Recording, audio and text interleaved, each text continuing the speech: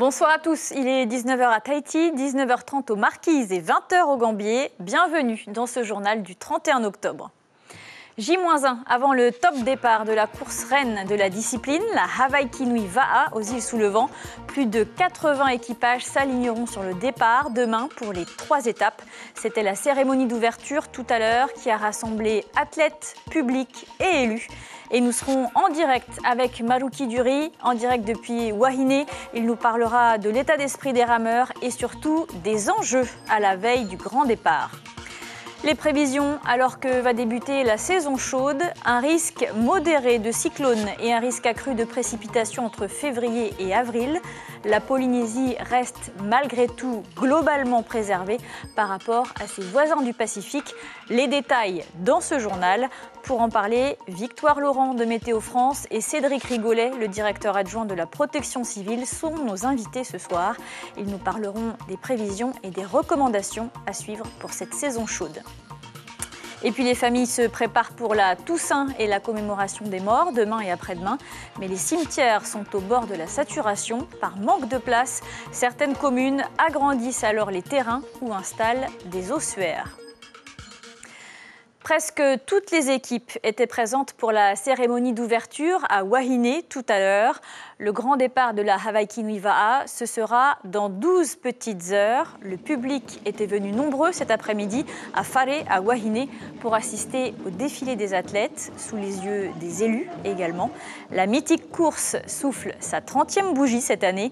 Et pour cette édition, il n'y aura pas de contrôle antidopage, faute de structures juridiquement compétentes. Et nous retrouvons sur place tout de suite en direct depuis Wahine où la tension monte. Maruki Duri, Maruki, à quoi peut-on s'attendre à la veille du premier départ ?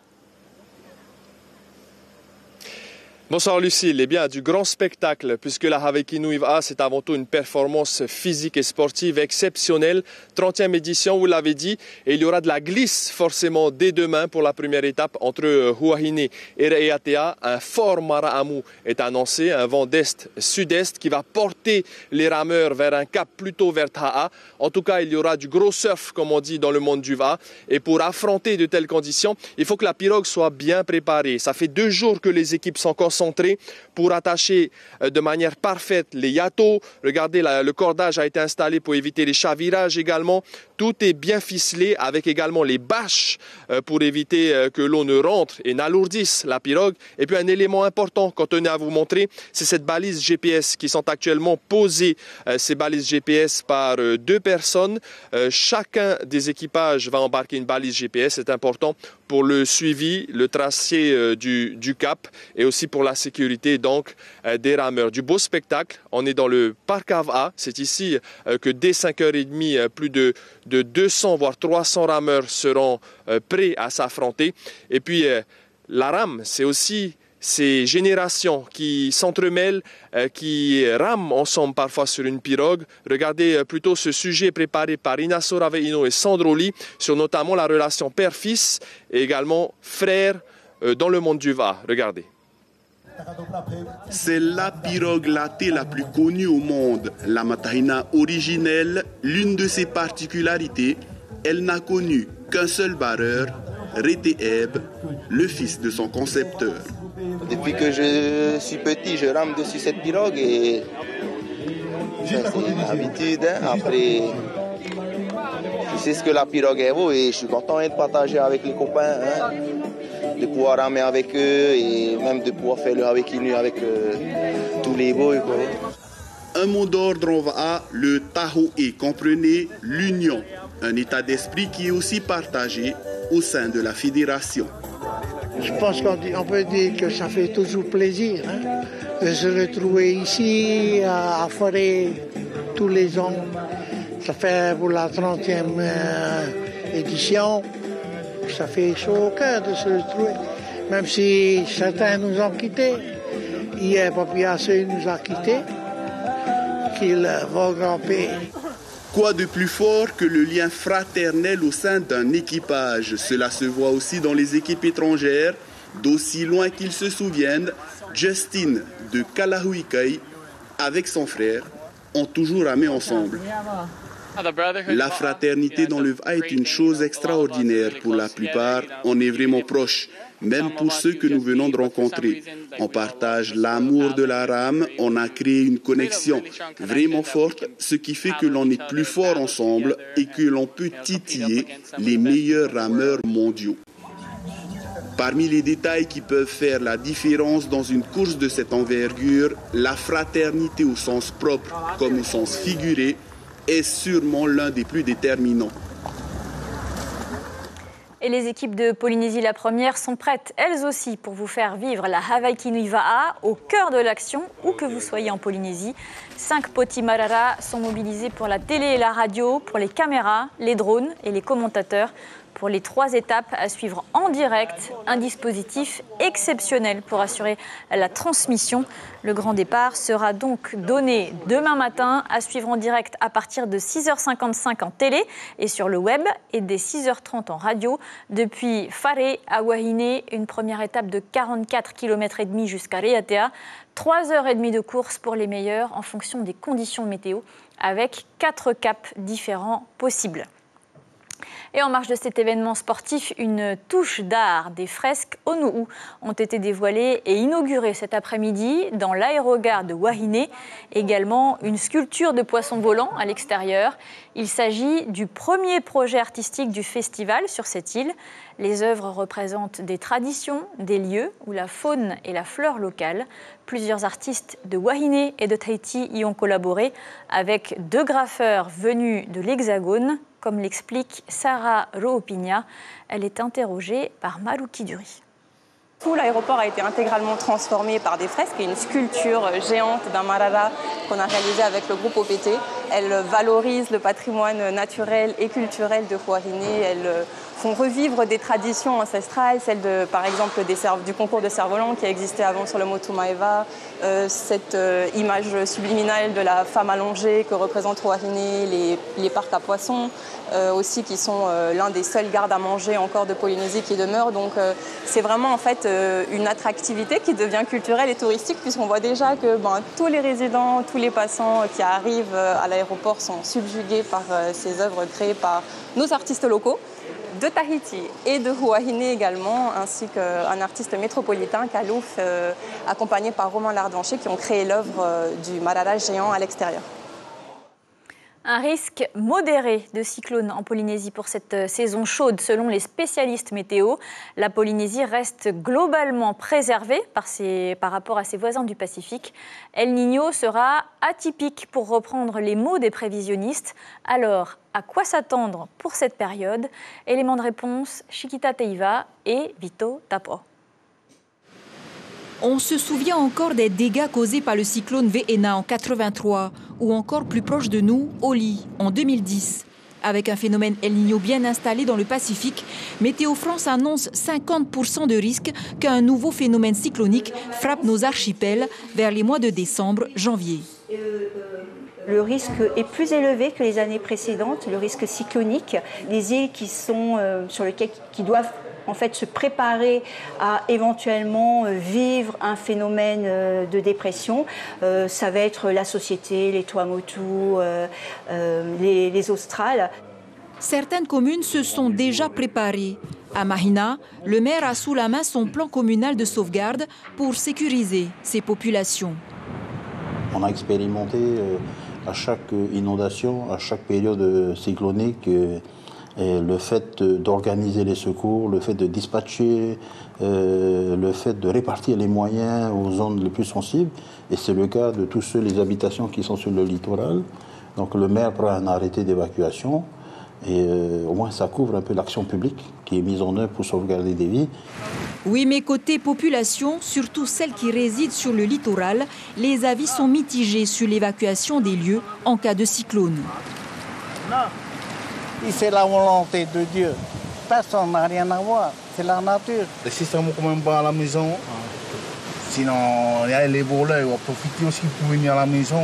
C'est juste les beaux-pères et la belle-mère, je lui dis de s'en aller. Pour se protéger. Ouais, se protéger. Après, moi et ma femme, on reste à la maison. On ne connaît pas encore l'ampleur du phénomène de dépression qui touchera la Polynésie. Quoi qu'il en soit, le risque est à prendre très au sérieux. Et pour en parler, nous recevons Victoire Laurent, météorologue, et Cédric Rigolet, directeur adjoint de la protection civile. Bonsoir à tous les deux. Bonsoir. Alors Victoire Laurent, en quoi le réchauffement climatique change-t-il votre façon de faire des prévisions ? Oula, vaste question. Vous avez 20 secondes. 20 secondes. Alors, donc il faut savoir qu'actuellement, on vit un phénomène El Niño qui s'est installé pendant la saison fraîche et qui va se poursuivre pendant la saison chaude avec un pic au mois de novembre et décembre. Et ce phénomène El Niño, au mois de décembre et janvier, pardon pour le pic, et ce phénomène El Niño a déjà, dès le mois de juin, juillet, été annoncé comme un fort El Niño. Or, il n'existe pas de El Niño semblable, et on constate que ce El Niño, il sera déjà différent des forts El Niño que l'on a vécu dans le passé, notamment celui de 2015-2016 et celui de 1997 et 1998. Parce qu'il y a une nouvelle donne qui est arrivée et qui s'est mêlée un peu à la difficulté de faire des prévisions, c'est le dérèglement climatique. Alors justement, avec la saison des pluies, il y a également un risque accru entre février et avril. On l'a vu dernièrement à Teahupo'o, sur la côte ouest de Tahiti et à Papeete l'année dernière. Pourquoi les épisodes de fortes précipitations sont-ils eux aussi si difficiles à prévoir, précisément en tout cas ? En fait, c'est via, comme je disais tout à l'heure, on doit aujourd'hui composer avec le dérèglement climatique qui change complètement les chroniques de pluie. C'est-à-dire que la saison des pluies, on a l'habitude de voir pendant les 6 mois qui va de novembre à avril des précipitations régulières tous les 15 jours à peu près. Et maintenant, ce que l'on voit, c'est que les pluies, il peut arriver, par exemple, que pendant 2 mois, novembre, décembre, il y ait moins de pluie. Et en janvier, les pluies qu'on devait recevoir en novembre et en décembre vont tomber en même temps que les pluies de janvier. Donc en janvier, on peut recevoir 3 mois de quantité de pluie. Et ça, c'est une nouvelle donne qui est rentrée un peu dans la difficulté de faire des prévisions saisonnières, parce que là, on parle de prévisions saisonnières. Et c'est aussi une composante que doit gérer les services de prévision, de voir des phénomènes comme ça intenses avec des quantités de pluie qui peuvent tomber de manière extrême sur de courtes périodes. Voilà. Cédric Rigolet, vous, du côté de la protection civile, à quoi vous préparez-vous précisément ? Alors, on se prépare à accueillir un phénomène météorologique de ce type-là sur le territoire de la Polynésie. On s'est préparé extrêmement tôt cette année, puisqu'on a avancé. D'habitude, on prévoit un exercice cyclone qui regroupe l'ensemble des acteurs, pays, États, communes, début octobre. Et cette année, on l'a tenu le 5 septembre, parce qu'on a déjà anticipé, on avait connaissance du fait que El Niño modifierait un petit peu les caractéristiques de survenue de ces cyclones. D'après vous, est-ce que la population doit commencer à se préparer, elle aussi, dès maintenant, ou vaut-il mieux attendre des prévisions un peu plus affinées ? Non, il faut absolument que la population, l'ensemble des acteurs socio-économiques se préparent dès aujourd'hui à vivre ce type de phénomène, pour anticiper très tôt, pour être prêt au moment où on annonce ce type de phénomène. On les annonce généralement avec 3 jours d'avance. Au mieux. Ça permet de continuer à se préparer, mais il faut d'emblée agir, préparer son kit d'urgence pour savoir mettre en sécurité sa famille, sécuriser son habitation, sécuriser son bateau, sécuriser tout ce qui peut l'être en amont de l'arrivée de ce type de phénomène.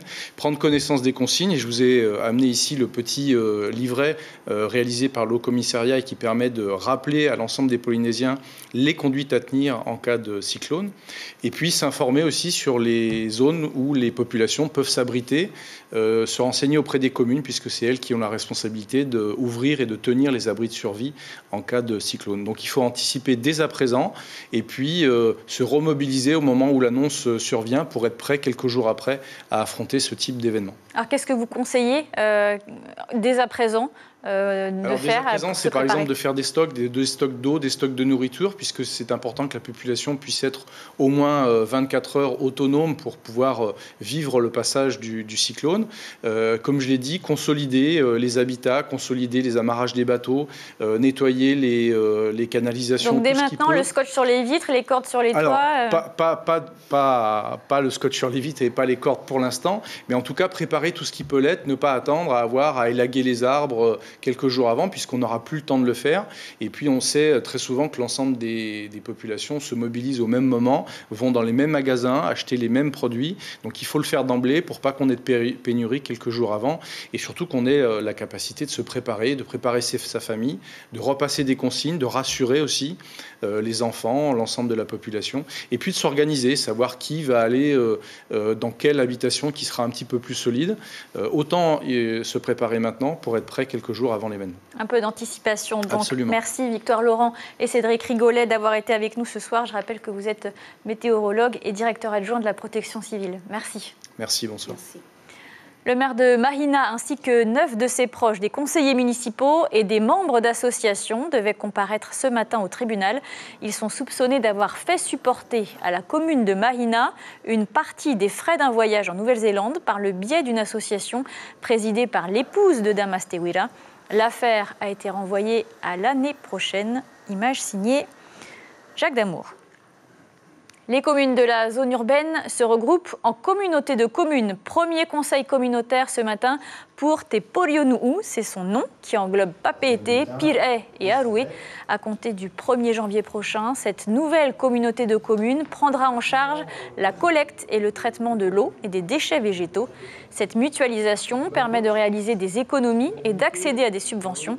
Et cela devrait se traduire par une baisse des tarifs pour les administrés. Cette communauté de communes est présidée par Yvonique Raffin, ancien ministre de l'économie, qui représente Pir'e, et il s'agit de la 4e communauté de communes sur la Polynésie. On écoute les précisions de ses membres, interrogés par Tita Guadoum. Pir'e et Aroué avaient déjà un projet d'assainissement des eaux usées, et Papeete avait sa station d'épuration. Et donc, chemin faisant, les échanges ont eu lieu entre les 3 maires et tous les conseillers. Et il a été décidé effectivement de mutualiser les moyens de ces 3 communes. D'une part, pour travailler en bonne intelligence. Pourquoi venir investir nous-mêmes alors qu'il y a des installations qui marchent bien. Donc ça, c'est la mutualisation des moyens qui entraîne in fine une réduction des coûts. Aujourd'hui, la communauté de communes, le bureau a été élu, installé, et le travail démarrera officiellement au 1er janvier 2024. Il était nécessaire qu'au sein de la communauté de communes, il y ait un responsable, tout comme il y a un responsable des eaux usées, de manière à ce que le fonctionnement de la communauté des communes sur les compétences qui lui sont attribuées puisse s'effectuer dans les meilleures conditions. Néanmoins, pour la commune de Aroué, nous restons en régie, ce qui n'est pas le cas de Papeete et de Pir'e qui ont concédé au privé. L'autre élément de travail, c'est que nous allons conserver des tarifications. Ces tarifications vont nous permettre d'assurer pleinement nos missions, tout en essayant de trouver des équilibres, parce qu'il ne s'agit pas de creuser d'autres dépenses supplémentaires et de refuser de comprendre que même si on gère au niveau d'une communauté de communes, il y a des règles comptables, c'est l'équilibre. Il ne s'agit pas de gagner de l'argent, il s'agit simplement d'équilibrer nos dépenses et nos recettes. Bientôt, la recherche Grandeur Nature à l'Institut Louis Malardé de Paea. Un projet qui veut s'inspirer de méthodes naturelles pour lutter contre l'érosion du littoral ou encore la montée des eaux. L'objectif est de s'appuyer sur la faune et la flore locale. Et pour marquer l'importance de cet événement, cette inauguration a été l'occasion de planter un arbre et de lâcher des moustiques stériles, spécialité de l'ILM. Le sociologue et anthropologue Tamatoa Bambridge nous en dit plus au micro de Juan Puturu. C'est à la fois changer les pratiques agricoles, par exemple, pour avoir le moins d'impact possible sur les récifs et les lagons. Mais côté mer, c'est l'inverse, c'est développer ce qu'on appelle de l'aquaculture de restauration pour rendre les habitats plus résistants, les coraux. Et ici, comme on l'a vu, c'est participer à ces projets de restauration de forêts humides qui sont hyper importants lorsqu'il y a de grandes catastrophes, puisque le littoral est moins ravagé qu'ailleurs. À Nukuhiva, aux Marquises, les élèves ne sont en vacances que depuis aujourd'hui pour rattraper les jours qui ne seront pas travaillés en décembre en raison du Matava. Et pour l'occasion, 300 élèves ont terminé cette période par un cross de Halloween sur le stade de Patoa, où comment allier sport et amusement. De la SP au CM2, ils ont couru entre 250 mètres et plus de 2 km, parés de leur tenue aux couleurs de Halloween. La directrice de l'école répond aux questions de notre correspondante Marie Curva. Cette année, nous l'avons voulu festif avec la fin du mois qui coïncide avec le thème de Halloween. Donc le dress code aujourd'hui, c'est noir et orange. Nous avons également la participation de 4 élèves de l'école de Hatieou, donc de Novalet, qui concourront également avec 2 élèves de Patoa au cross territorial qui se tiendra le 7 décembre à Tahiti. La commémoration des morts, ce sera jeudi, mais avec le jour férié de la Toussaint, demain, l'usage veut que les familles profitent de cette journée pour rendre hommage à leurs défunts, l'occasion de nettoyer et fleurir les tombes. Mais aujourd'hui, les achats de concessions deviennent limités, les cimetières manquent de place. De nouvelles solutions sont envisagées pour pallier au problème. Explication Juan Potoru avec nos correspondants dans les îles. Dans le cimetière communal de Mataia, le constat est clair, l'espace se fait rare. L'ancienne servitude est désormais remplie de nouvelles tombes. Pour faire face au problème, la commune a construit un nouveau cimetière d'1 hectare à 230 millions de francs.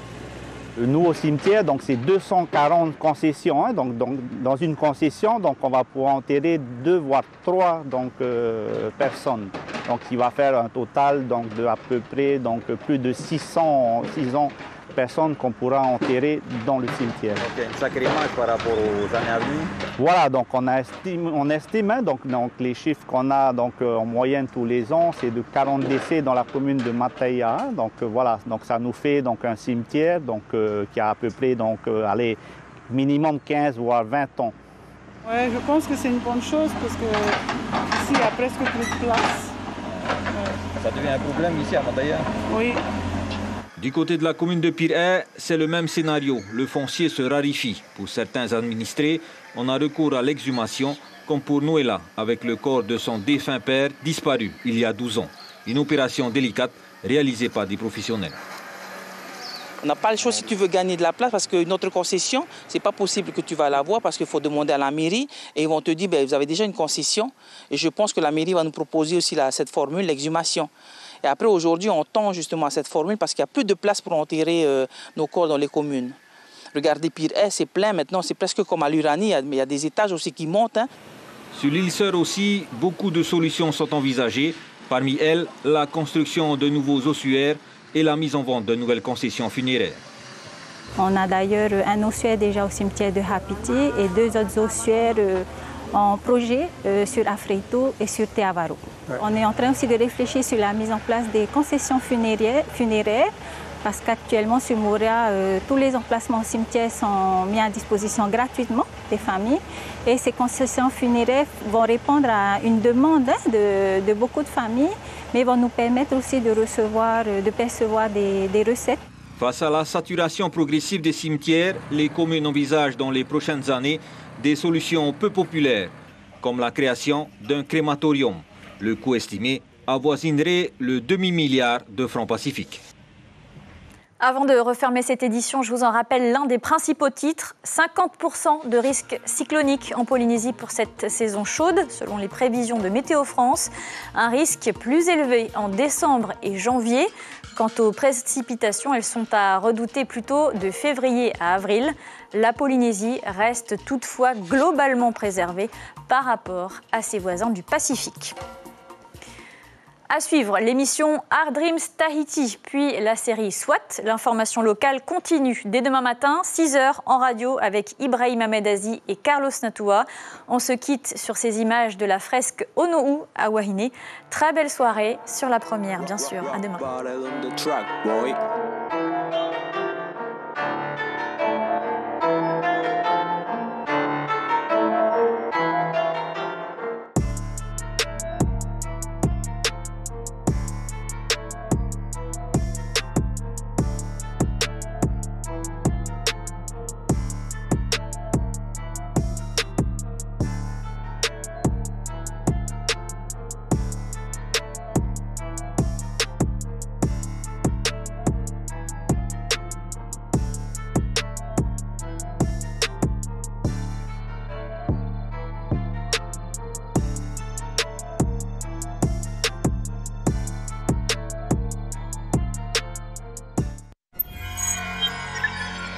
Retrouvez ce programme en replay sur notre site internet.